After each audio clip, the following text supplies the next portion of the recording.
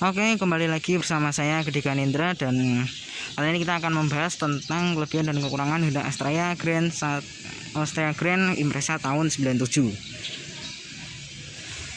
Ya, sebenarnya saya sudah bikin sih videonya yang digabung dengan review pemakaian 24 tahun, tapi cuma saya bikin versi terpisahnya dan mungkin akan sedikit berbeda dengan yang ada di video review pemakaian 24 tahun. Mungkin agak berbeda dikit. Kita mulai dari kelebihannya dulu. Ini disclaimer ya, ini menurut opini pribadi saya saja. Jadi kalau misalkan teman-teman punya pendapat yang berbeda, bisa langsung jelaskan di komentar di bawah. Yang pertama, kelebihan motor ini adalah nyaman. Ya, kaki-kakinya tuh nyaman. Selain nyaman, dia juga kuat. Itu kelebihan pertama dan kedua ya. Tadi yang pertama, kaki-kakinya nyaman, suspensinya nyaman, kaki-kakinya nyaman. Suspensinya nyaman, walaupun memang ada feel kerasnya, tapi tetap bisa bilang nyaman kok, nggak keras-keras banget gitu. Selain itu, yang kedua yaitu adalah kaki-kakinya yang rigid, kuat gitu kaki-kakinya.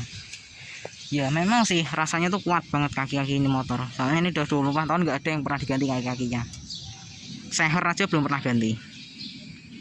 Ini motor nih benar-benar kakinya tangguh lah. Dia selain tangguh, suspensinya juga nyaman, stabil, dia ada rasa limbung intinya. Selain itu kelebihannya selanjutnya adalah bodinya yang kompak ya. Motor ini memang kalau dilihat dari bawah tuh kayaknya besar gitu ya, tapi pas dinaikin, ini pas saya naikin gini, itu rasa besar motor ini jadi hilang. Jadi motor ini malah terasa lebih kecil dari yang saya pikir gitu.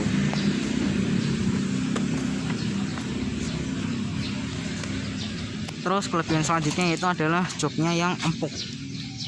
Ya, ini joknya empuk dan tebal gitu. Ini joknya empuk dan tebal, jadi buat perjalanan jauh pun ini enak kan. Motor ini enak. Joknya empuk, tebal gitu ya. Bahkan lebih empuk daripada Vario dan Beat. Scoopy aja masih kurang empuk. Ini masih lebih empuk. Enak banget nih joknya. Gak ada feel keras sama sekali.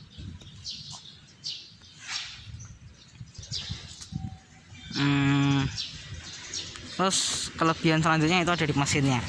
Memang dari secara output mesin, spesifikasi mesin sebenarnya nggak terlalu menonjol ya. Kapasitasnya cuma 97 cc alias 100 cc, tenaga 7,3 PS, torsinya 7,3 Nm. Ya sebenarnya angka itu tersebut nggak spesial karena mesin ini bukan mengandalkan kecepatan sama sekali. Ini dia mengandalkan kekuatan. Ya karena Astrea ini peruntukan untuk orang-orang yang memang berada di daerah pedalaman gitu, yang banyak jalan rusak, jalan jelek, jalan nanjak gitu. Motor ini yang lebih dibutuhkan daripada motor lain karena torsinya kuat. Jadi gigi satu aja dia torsinya kuat banget. Buat nanjak gigi satu tuh enak, cruising gitu, pelan-pelan enak. Terus kelebihan selanjutnya adalah irit. Ya, motor ini nggak bisa dibantah kehematan bensinnya. Walaupun dia kapasitas tangki bahan bakarnya itu cuma 3 liter gitu ya, nggak istimewa sama sekali gitu. Dia cuma 3 liter. Nah, buat teman-teman yang pengen tahu, ini isinya pertalit ya. Nah tuh, dia kapasitasnya 3 liter.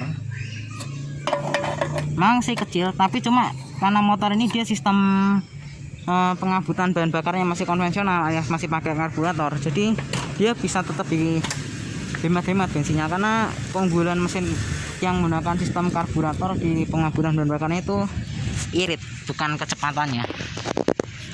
Seperti itu. Jadi mungkin banyak orang yang bilang ya kalau mesin injeksi itu lebih irit dari karburator. Itu salah.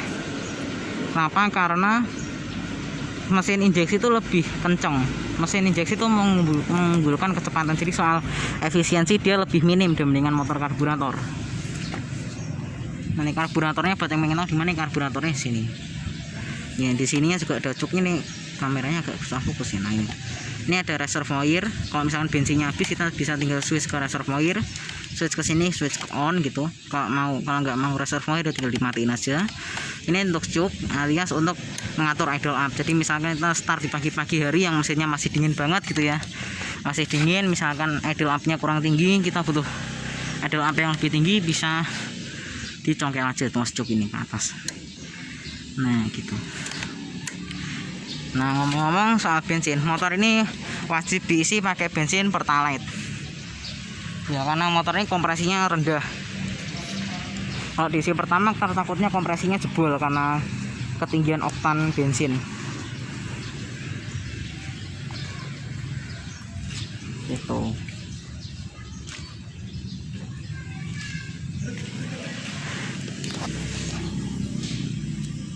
Mungkin sih itu aja sih kelebihannya, nggak ada yang spesial banget di sini. Oh ya, sama satu lagi, dia udah electric starter ya. Emang zaman dulu motor kalau ada electric starter itu suatu fitur dan unggulan sih. Ada satu ini tombol electric starternya, dan electric starter masih berfungsi.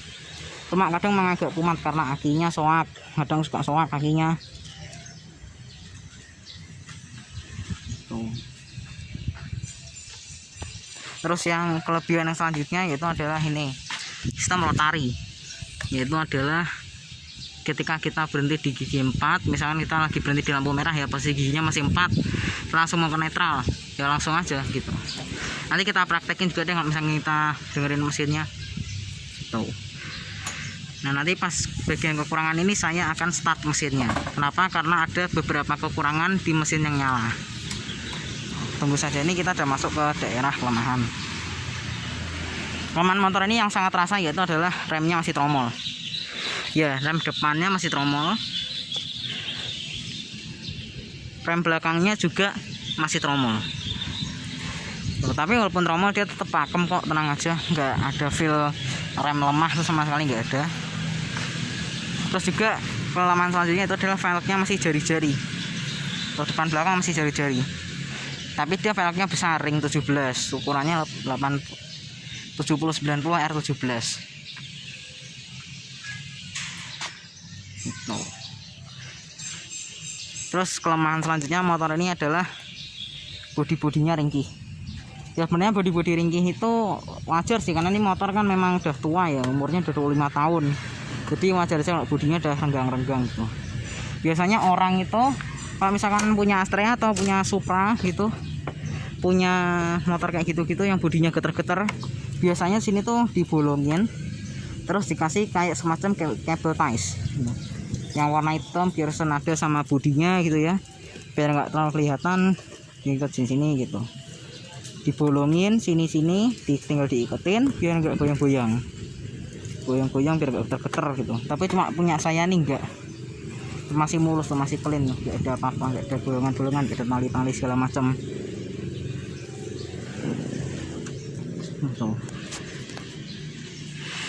Terus juga kelemahan selanjutnya yaitu adalah mesinnya. Lah kok mesinnya, katanya mesinnya ada kelebihan, tapi juga ada kekurangannya, tenaganya nggak ada. Mesin ini nggak ada tenaganya sama sekali, dia cuma mengandalkan torsi aja gitu. Maka dari itu motor ini rasio giginya selanjutnya nih ya, kelemahan selanjutnya itu adalah rasio giginya kasar. Tuh, rasio giginya kasar ini lebih cocok ke daerah tanjakan, daerah pegunungan, daerah puncak, Lembang gitu, cocok gitu. Karena rasio giginya kasar, jadi buat nanjak-nanjak enak, buat jalan jelek juga enak karena torsinya mantap, rasio giginya kasar. Terus juga kelemahan selanjutnya ya tadi kayaknya nggak ada lagi ya, ada lagi. Oh satu lagi nih. Nah ini kelemahan selanjutnya itu adalah rantainya yang suka bunyi-bunyi. Jadi kadang-kadang motor ini rantainya bunyi-bunyi gitu. Tapi sebenarnya bisa dikencengin dari daerah mana gitu. Pokoknya intinya di sini terus dikencengin, habis itu nanti biar rantainya mundur ke belakang, kenceng lagi gitu. Oh ya, tadi saya bilang kan bunyinya getar-getar. Ini saya start mesinnya ya. Saya ngetes electric starter. Nggak tahu nih bisa nyala apa enggak electric starternya. Kadang-kadang dia suka kumat. Nah ini lagi kumat nih. Bentar ya, saya tes dulu motornya. Ya, ini akinya udah saya pulihkan kembali tenaganya, voltasenya udah saya perbaiki, udah saya tingkatin. Ini udah kuat untuk kita electric starter. Nah, kalau misalnya kita gas nih dia getar-getar bodinya.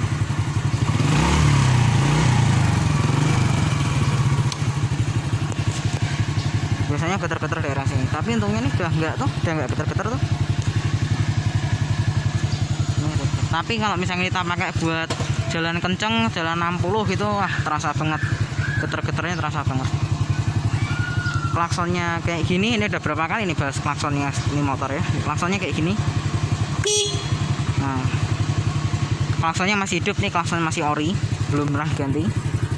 Lampu-lampu juga masih tuh itu, sen kiri, sen kanan, nah ini sen kanan. Oh ya, tadi saya bilang kan motor ini punya sistem rotari. Nah, ini saya praktekin sistem rotari nih. Rotari nih. Misalkan kita udah jalan yang anggap aja nih gitu. Anggap aja nih jalan deh. Nah, jangan masuk gigi nih, saya gas nih, speedometernya nggak gerak. Kenapa? Karena dia pakai kabel depan. Speedometernya pakai kabel depan. Nah, ini kan udah masuk tafsir nih. Nah, sekarang kita mau berhenti nih.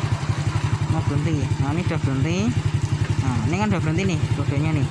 Kita injek ke depan. Saya injek ke depan ini ya. Nah, dia langsung balik lagi ke netral. Tapi dengan persyaratan motornya harus berhenti. Kalau misalnya motornya lagi jalan kayak gini,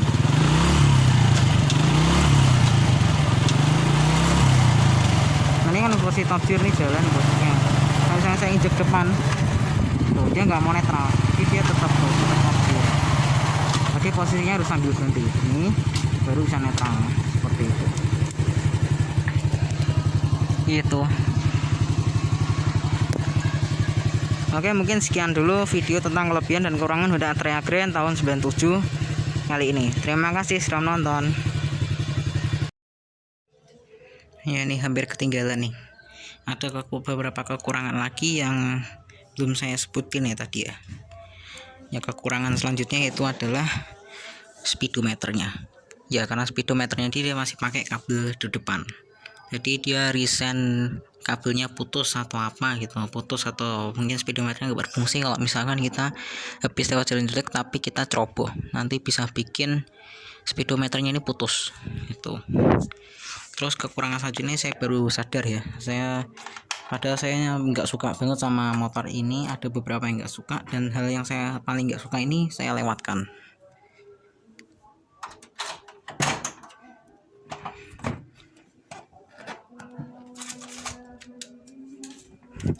Itu adalah bukan kapasitas, maksudnya adalah akomodasinya. Akomodasi motor ini sangat minim, dia nggak ada bagasi, cuma ada kotak toolkit aja satu, dan ini pun kecil banget, cuma bisa nyimpan toolkit kayak gini, dan ini pun ngepas banget. Lalu cuma ada satu gantungan aja di sini. Nih, di sini cuma ada satu gantungan aja.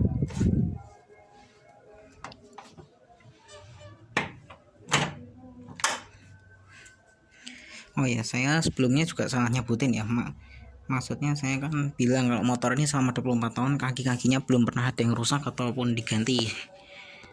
Nah, maksud saya kan saya bilang sehernya belum ganti. Nah, itu saya salah ngomong. Maksudnya sudah lahernya belum ganti. Belum ada yang ganti laher, belum pernah ganti laher. Tapi saya sudah bikin apa ya, tulisan teks koreksinya di bagian yang salah itu. Oke lah, mungkin sekian dulu ya tambahannya. Ini saya syuting di belakang rumah nih, jadi banyak banget barang-barangnya. Oke. Oh ya, sama satu lagi saya ketinggalan ya. Dia selain nggak punya bagasi, nih dia nggak punya bagasi, dia juga nggak ada tempat helm. Jadi tempat helmnya cuma cantolan gini doang nih. Di sini ada tulis nih helm holder ini. Nah, itu dia warna kuning itu, ini tulisannya helm holder. Tapi sebenarnya percuma sih kita nyantolin helm ini karena masih rawan maling. Nah, kan talinya masih kelihatan, jadi maling kan tinggal digunting, biasa tinggal bawa gitu. Jadi menurut saya sih percuma sih ginian ya, tapi itu kan usahanya Honda, jadi tetap harus menghargai lah ya. Kayak gini-gini sentuhan kecil gini. Ini nggak punya bagasi, tempat helm aja cuma konvensional gini. Terus yang ketiga, cantolan cuma ada satu sini. Nah, itu di sisi kanan itu nih. Nah, ini nih tuh. Oke, sekian dulu tambahannya.